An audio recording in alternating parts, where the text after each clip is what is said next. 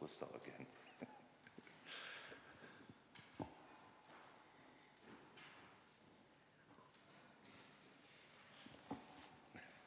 Thanks a lot.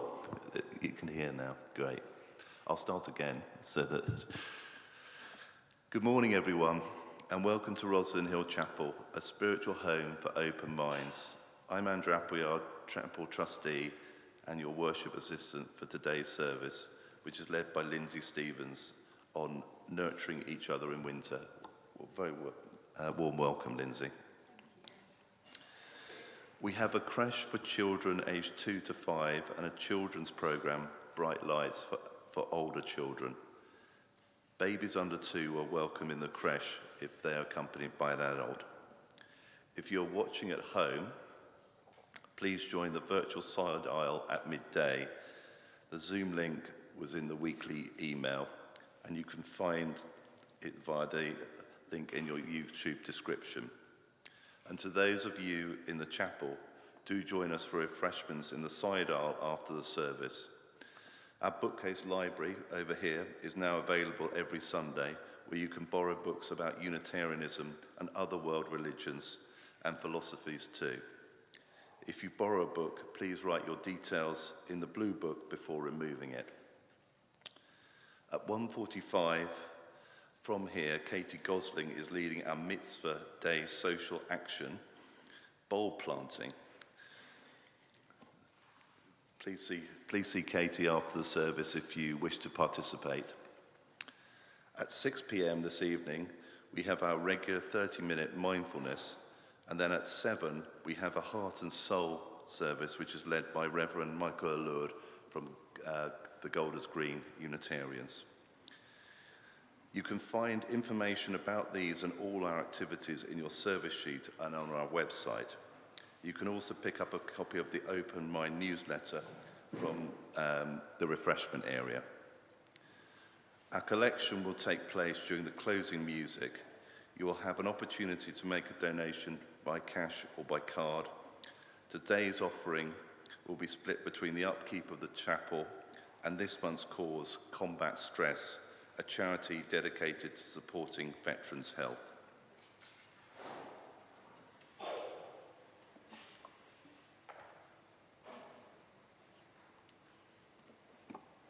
Thank you.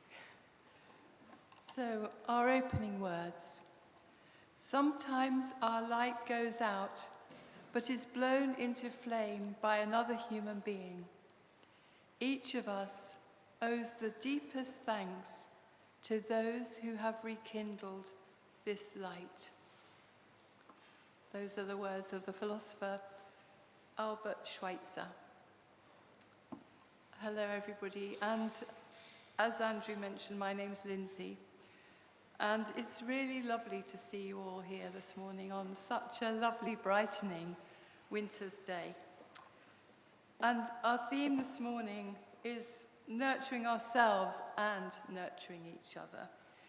Because almost you can't do one without the other through the winter season and the metaphoric, profound darkness of the world at this time. So in our gathering this morning, my hope is that we'll create space to hold ourselves and each other in deep compassion as we find ways to nurture over the next few months. I'll begin by lighting the chalice.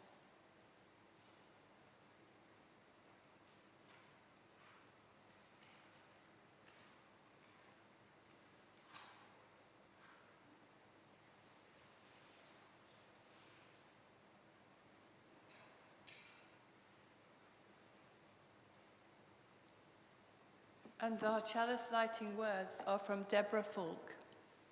We light this chalice, symbolic of the warmth of community and the brightness that brings love to the world, illuminating our search for justice and peace. Light, that force that nurtures all living things. Here in our midst, in this flame, so tiny, and yet so significant. And now I invite Andrew to light your peace candle. Thanks, Andrew. Thanks.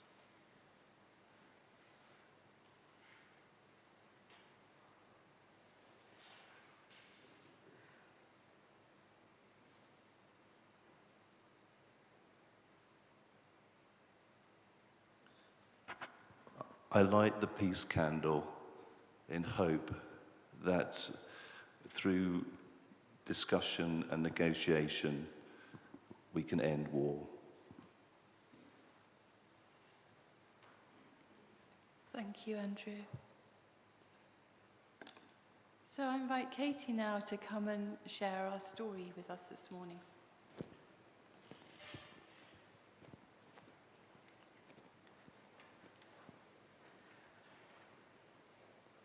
So, hello, good morning everybody. Thank you, Lindsay. If you wanted to come forwards, those that are coming to Bright Lights, feel free to do so, or anyone young at heart. I know there's a few people in the congregation who like what I'm about to speak about.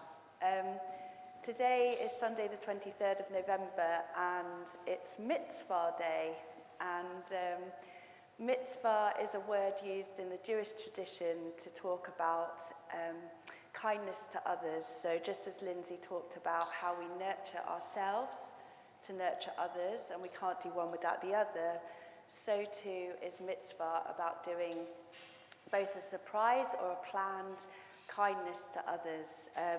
It's written about in the Torah, so the Jewish book, and Mitzvah Day has been running for 20 years now, and the theme is building bridges. So this afternoon, some of us from Chapel are going to go and plant some bulbs at Henderson Court, which is a day centre for elderly people in the community. And these spring bulbs are hopefully going to come up in spring, and we're going to meet up again in the spring. So it's a kind of one mitzvah with the hope of another in mind. And it's hard to think on days like today that spring will come, but it will come. So this book is called It's a Mitzvah.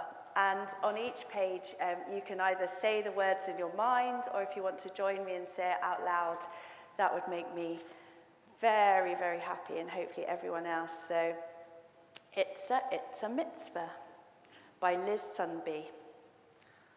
What's a mitzvah? What's a mitzvah? What's a mitzvah? Oh, hi. Hi, say these monkeys. You must be new to the neighborhood. Want to join us on the monkey bars? It's a mitzvah to welcome new friends. It's a mitzvah. Oh, there you go. Everybody's joining in. Brilliant. I'm hungry as a bear. Here, take one sandwich, or two, or three, or four, or five, or six, or seven. It's a mitzvah to share food with someone who is hungry. It's a mitzvah.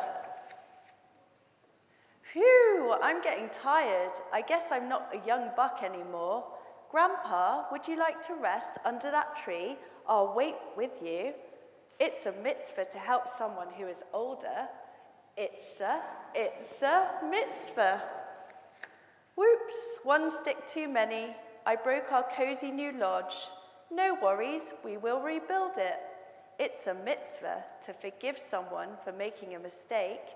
It's a mitzvah. Let's recycle the plastic bottles. Good thinking, Joey. Please hop over and to the recycle bin for me. It's a mitzvah to take care of the earth. It's a mitzvah. Peter, I found your mitten. Thank you. Has anyone seen my glasses? Well, it's a mitzvah to return something someone has lost. It's a mitzvah. You are such a good swimmer, and I barely made it across the shallow end. You're doing really well. You'll be a great swimmer soon. I only wish I could run half as fast as you. It's a mitzvah to cheer on your friends. It's a mitzvah. Mr. Katz, we heard Lizzie is sick. Here's some homemade chicken soup with oodles of noodles to make her feel better. Thank you, Lizzie will love it. It's a mitzvah to take care of someone who is sick. It's a mitzvah. It's so nice to knit for those in need. I hope this helps. One more. Thank you all for your warm thoughts and woolly donations. It's a mitzvah to give to charity. It's a mitzvah. There's no need to start a fight. Give Zoe 1 more minute. You can have my turn. It's a mitzvah to help make peace. It's a mitzvah. Hey Ellie, it's Friday. What should we do tonight? Come to my house and share the living spirit of Shabbat. It's a mitzvah to share Shabbat with family and friends. Or Shabbat. It's a mitzvah. I love it when you read us bedtime stories and sing us bedtime songs. I love it when you give us bedtime snuggles. And I love you all the time. It's a mitzvah to honor your parents. It's a mitzvah. We know what a mitzvah is. We know you can't touch it. We know you can't smell it unless it's homemade chicken soup. We know you can't buy it. We know a mitzvah by the warm feeling of happiness in our hearts when we do good deeds. Mitzvah is a way of life. That's a mitzvah. Thank you so much. I'm sure there's lots of mitzvah that you already do without thinking about it. And maybe everyone here would like to think of something in the story that made them think of the mitzvah that they do. But with Mitzvah Day in mind, do think of the things you could do today. Do have a look on all the social media channels. There's lots going on. And if you have time this afternoon after service, there's a hearty snack lunch, and we'll be leaving from 1:45 to go and plant the bulbs. So please do come and join us. But for now, thank you for listening to the story, and we'll go to the hall and do our bright lights. Because it's a... Okay, thank you. Thank you, Katie. That was lovely. Okay.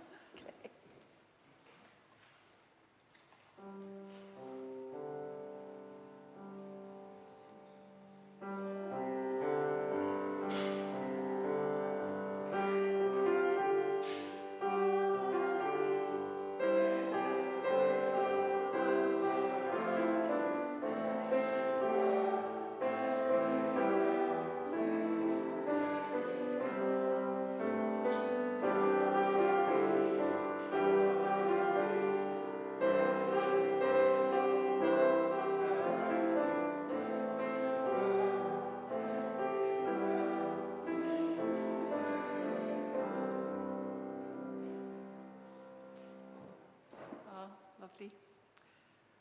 So our first reading is from the teacher Mark Nepo, and he's also a poet, from The Exquisite Risk. My soul tells me we were all broken from the same nameless heart, and every living thing wakes with a piece of that original heart aching its way to blossom. This is why we know each other below our strangeness, why when we fall, we lift each other, or when in pain we hold each other, why when sudden with joy we dance together. Life is the many pieces of that great heart loving itself back together.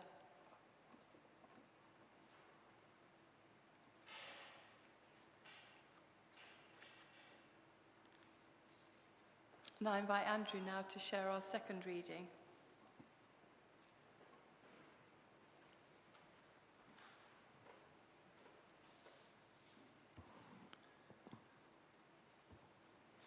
Listening to winter.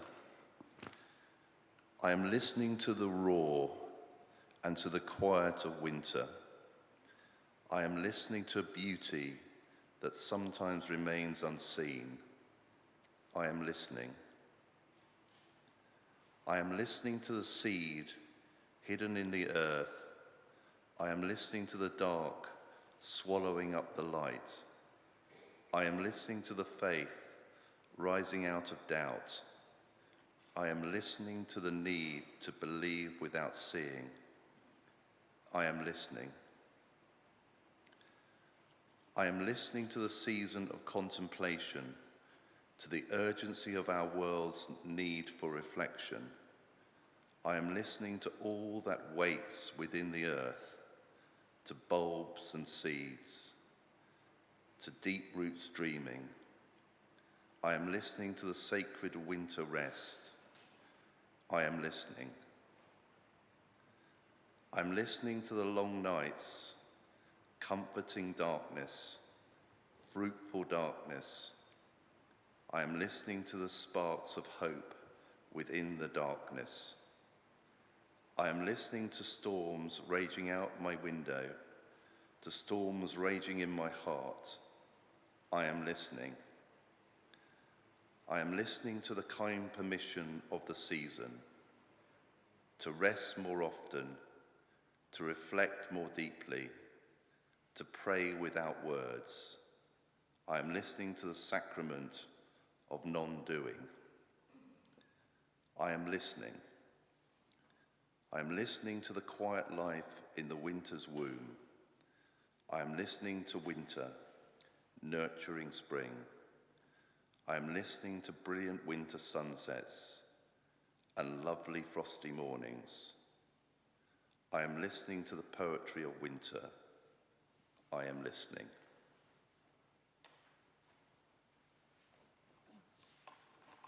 Thank you, Andrew.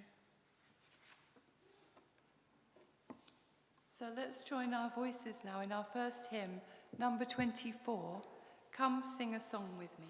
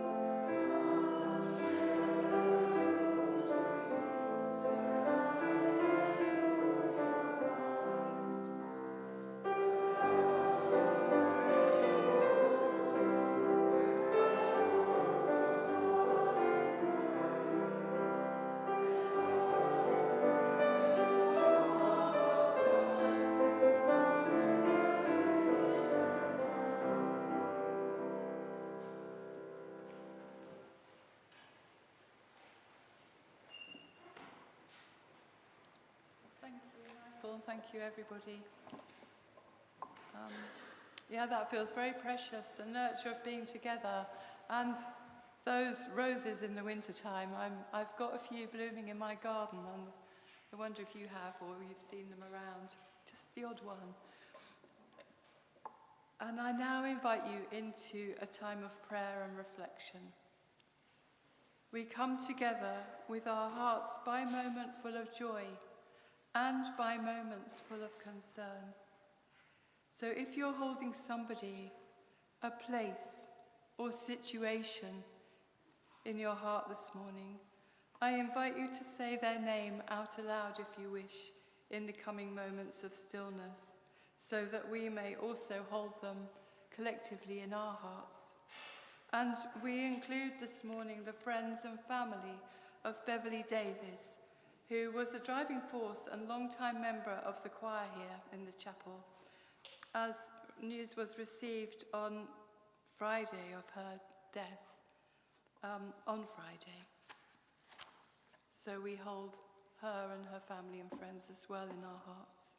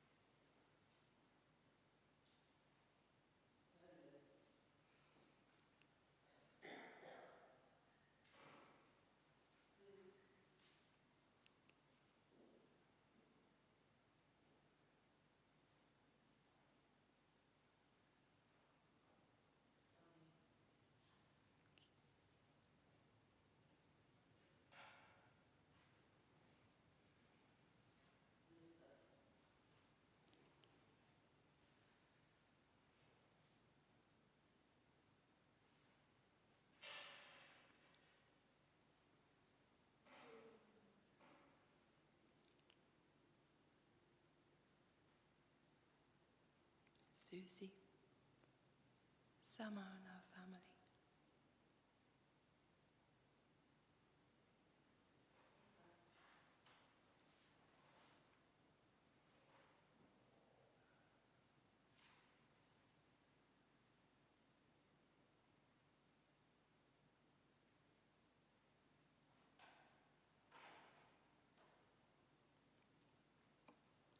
May all those names, spoken and unspoken, and the names of all those places, spoken and unspoken, feel the love and care that we send to them. And may they be held in love and safety. So may it be, and so it is. Amen. So let's join our voices in our second hymn, number 21, Come and Find the Quiet Centre.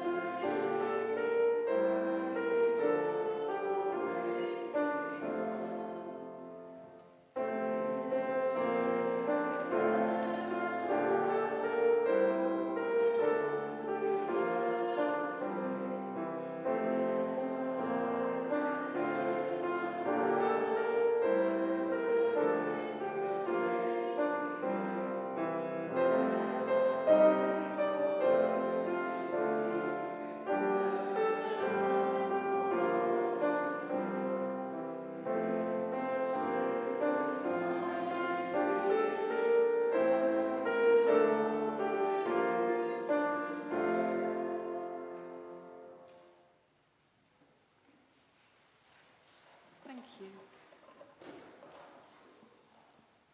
So it is well and truly winter, isn't it? It's had snow and really strong cold winds. And many of us find winter challenging, don't we?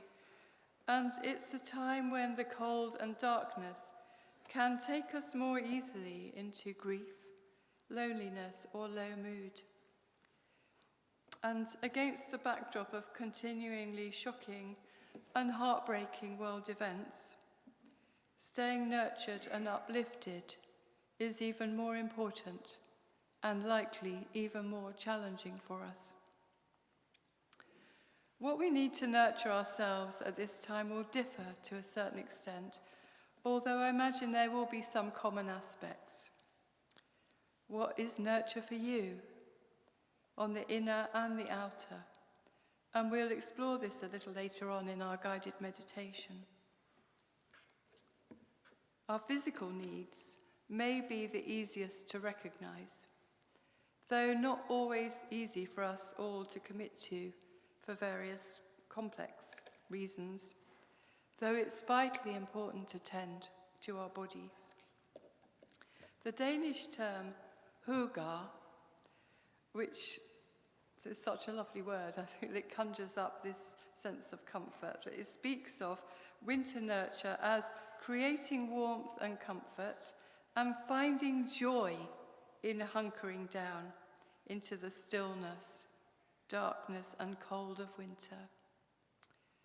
That sense that many of us won't be familiar with, joyfully hunkering down. To do this, we may light candles, snuggle under blankets with a favourite book, a favourite pet, person, warm drink, and maybe eating warm and nourishing foods. Lots of root vegetables, maybe stews, nuts and warming desserts, or for some of you, maybe chocolate. And it may mean early nights, warm baths, and all those things that we're told about in magazines to offer ourselves nurture. Wellness experts say if we ground ourselves into the season and connect with its blessings, so that we can actively enjoy the cold season rather than view it as something we need to get through or survive, we boost our mental and physical well-being and create fertile ground where we can thrive in the winter. So all of these things are really important, aren't they? Because if we are not able to stay balanced and well, if we don't look after our body, we just can't be well. Winter for me, and I imagine some of you, is a time to try and balance finding nurture in the peace, the beauty, and the rest of the darkness, embracing the gifts of winter, of which there are many, and at the same time, doing whatever brings more light and upliftment to my being. And then paradoxically, it's also trying to find balance to being present to what is right now and planning for the spring with a lightness of touch. So along with our bodies, equally important is nurturing our spirit and soul. If we tune in and allow ourselves space, we may find that the quality of winter brings us many ways to do this. Spending time in candlelight, in darkness, and going out in natural daylight whenever we can. Allowing ourselves some time to simply be with our being, in reflection and in solitude, to explore our inner world. Joseph Campbell, the writer and mythologist, writes, "You must have a place where you can simply experience and bring forth what you are and what you may be.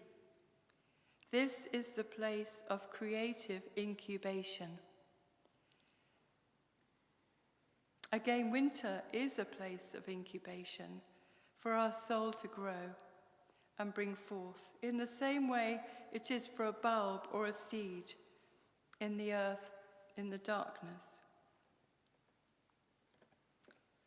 We may find connecting to family, ancestral, winter traditions nurturing. I have a candle and candle holder that my mother used to leave burning on the windowsill at the front of the house on dark nights, and it brings me comfort to light it and think of her doing that, and my father coming home, seeing the flame in the window as he approached home.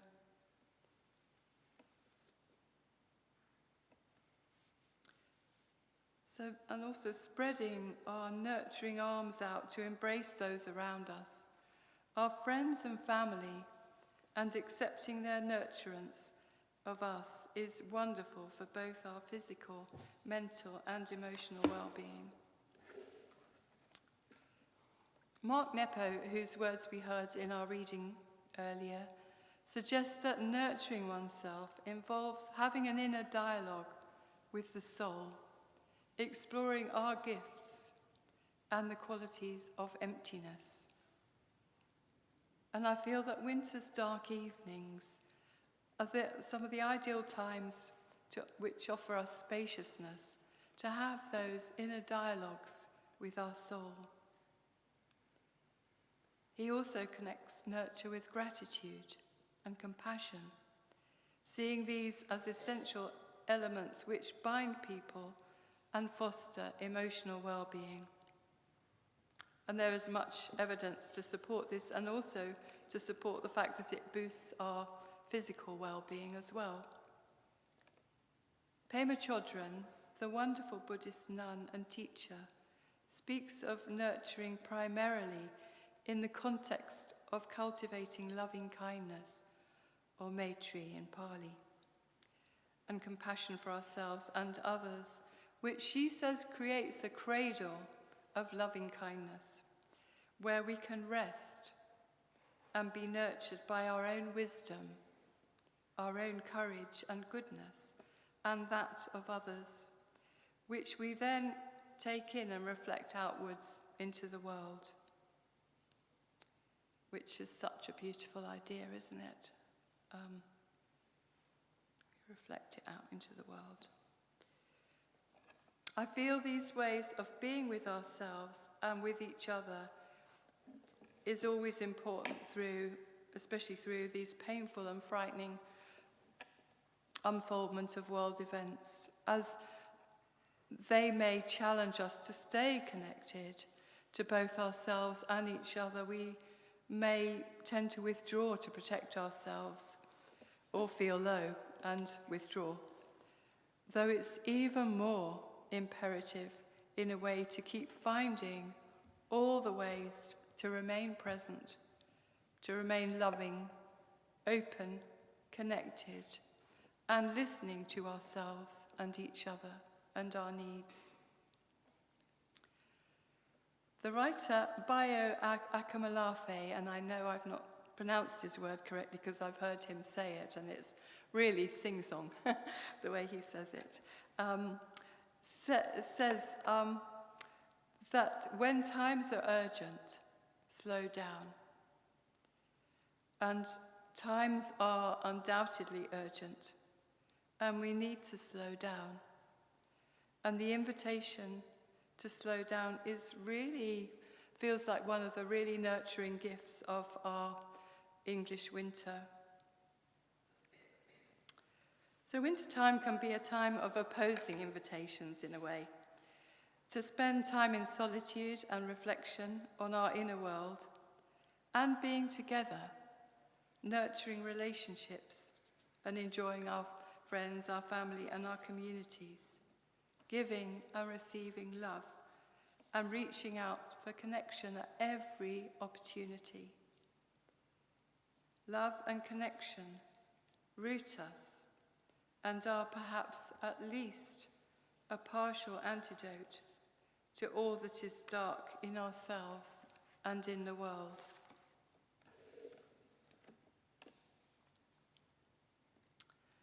We've taken on Darwin's misquoted or misunderstood phrase, survival of the fittest into our cultural vocabulary.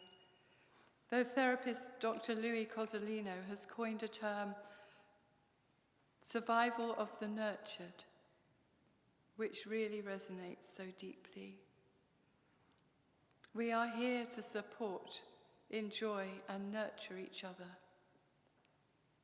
And I'm going a little bit off-piste here, but there's a quote from the wonderful anthropologist Margaret Mead, which illustrates this perfectly. When asked what she considered to be the first sign of civilization in a culture, her response was quite unexpected by the person who asked her. She said the first sign was a thigh bone that had been broken and then healed. It was evidence that somebody had bound the wound, carried the person to safety, had fed them, and looked after them through recovery. And she said, helping someone else through difficulty is where civilization starts. This feels so moving and so true. And I hope that as you look around you this morning at your community here and others that you're part of, that you'll find comfort and nurture feeling into the love and care which flows back and forth between you and others. And may this knowing nurture you and carry you through this time and times to come. And may we all receive nurture by embracing the gifts of the darkness, the peace and the slowing down, eating and resting well, connecting to the poetry of winter's bare nature and its rhythms of darkness and light, creating a cozy sanctuary at home, and finding ways to embrace each other and spend time together in the slower, deeper connecting rhythms, and to reach out to offer support and to ask for support, understanding that this helps us to build strength and resilience for the future, where we will undoubtedly be called to embody these qualities. Thank you. So in a moment, Michael will play for us, and you're invited to come up and light a candle for anything that you wish to bring more of into your life, for the life of your community, or as a prayer which you carry in your heart for others and suffering places in the world. Thank you, Michael.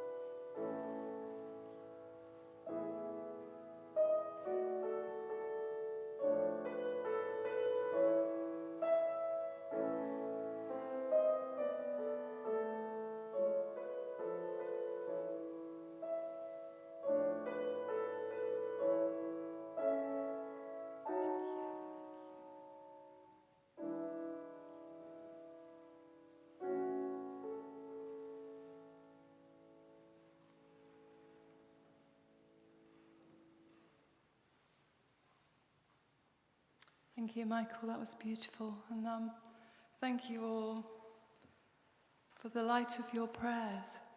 In fact, let's spend a few moments just gazing at the light of the candles and breathing together.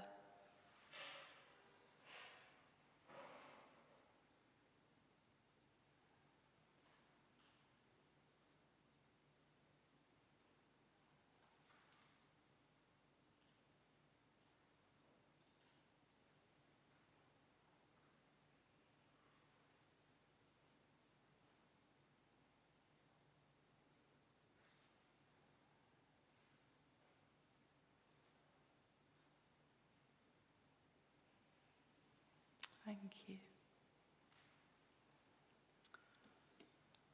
I invite you now to settle into a comfortable position, preferably with legs uncrossed and feet on the ground, for a guided meditation. And maybe you'd like to close your eyes if that feels comfortable for you, or just simply lower them if that feels better. And just become aware of your breathing,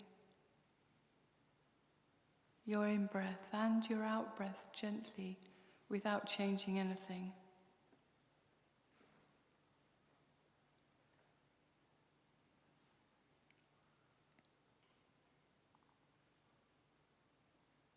And I invite you to touch in gently with how your heart is feeling at this time of entering winter's darkness and cold, and how your mood is affected. And you may wish to place one of your hands over your heart as you do this.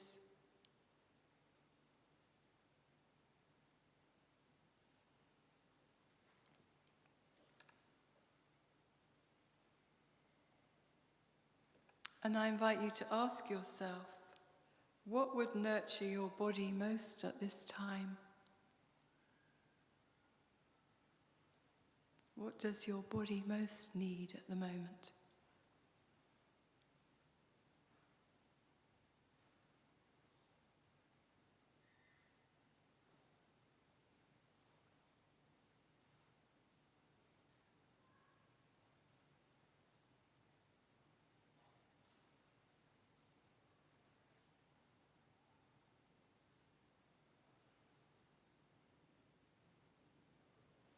And what does your heart need most now? Your emotional heart.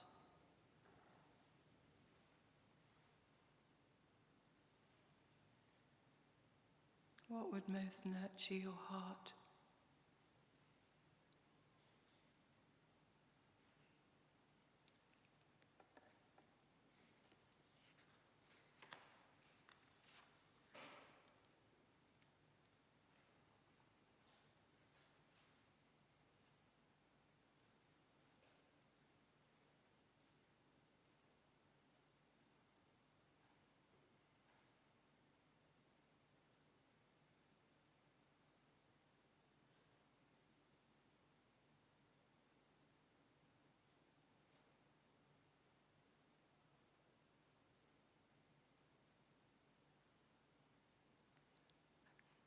And what do you need to nurture yourself spiritually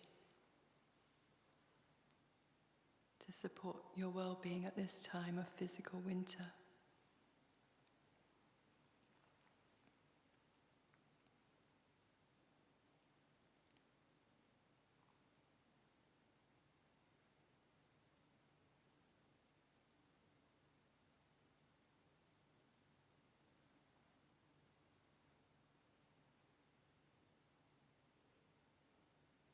I invite you just to breathe with that for a few moments.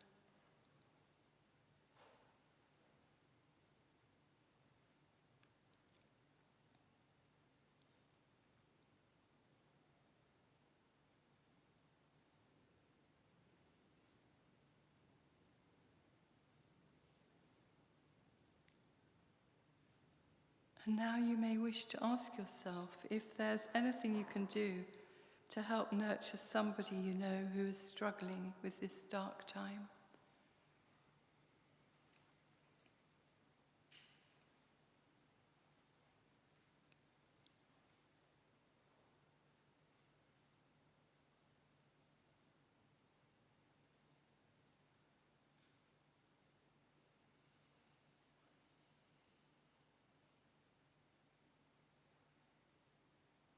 And try not to judge anything that comes up for you.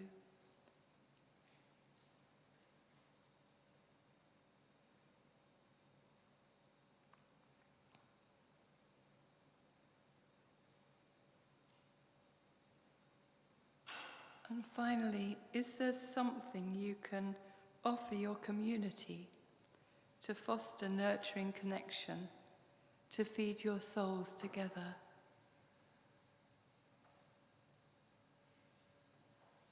Again, try not to judge what comes up.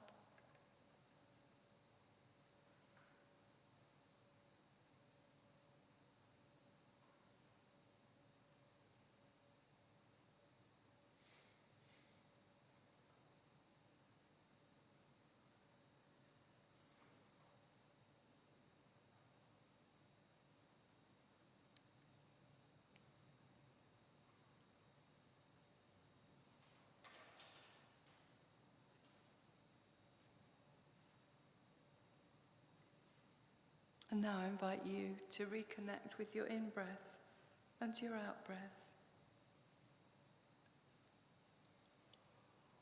And feel your feet on the ground and your body supported by your chair. And gently, when you're ready, open your eyes.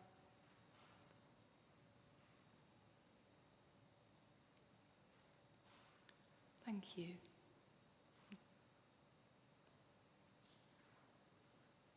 So let's join our voices now in this gentle hymn, Dark of Winter, number 27.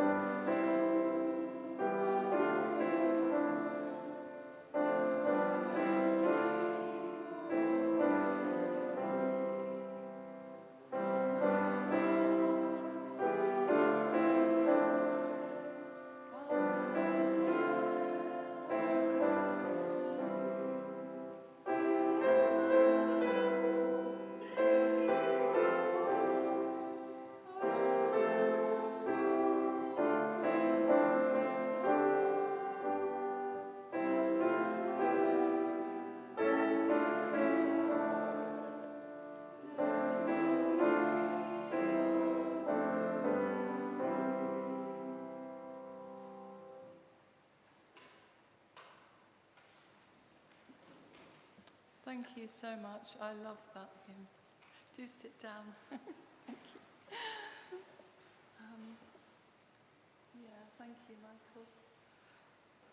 So, as we gently draw towards a close, Spirit of life and love, God of our understanding, when times feel dark and bleak, may we trust your loving presence. May we together restore light, peace, joy, and nurture to our own hearts and to each other, and the heart of our fragile, suffering, broken world. May we come into the presence of whatever and whomever nurtures us and holds us. And may we relieve at least some suffering through offering our loving, nurturing presence to where we are guided. And together may we create a sense of hope to bring healing. So may it be. Amen. And I'd like to thank you all for coming this morning to share this precious time together. And thank you to Michael for the wonderful music and for stepping in at the last minute. And for Andrew as my worship assistant and for reading for us so beautifully. And to Katie for the wonderful story. And to Roger for greeting. And to Chris for setting up the room. I think he's disappeared somewhere. And whoever else has played a part in supporting this chapel. May I say something? I think many of you remember my late husband, John Hines, who passed away this year in April. Yeah. And next Sunday, the coming Sunday, the 30th, after the service at 1 o'clock, we are going to have a little ceremony and plant a tree outside here in his memory. Kate will be there in the spring, and I might be one of his poems, and his son Roger will be there. So if any of you, I don't know whether to buy, will be there. We're going to put some of his ashes into the roots, not in the roots. It's going to be a part of the tree. Anyway, that's what's going to happen this coming Sunday. Beautiful. Thank you. Thank you.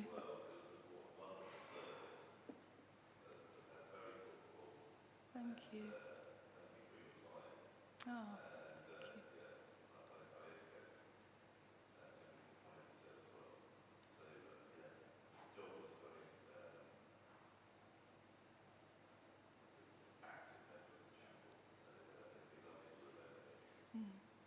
I remember him. Yeah, thank you, Heidi. Yeah, thank you. And I also thank Reverend Kate for inviting me behind the scenes, preparing for Ezra's party. So may you all feel the love and nurture and friendship surrounding you, and reach out to nurture each other whenever you feel called. And may we all continue to bring grace to the world through our acts of kindness, as in our story this morning. Yeah, go well and have a nurturing winter. So we'll take the collection during the closing music. Thanks, Michael.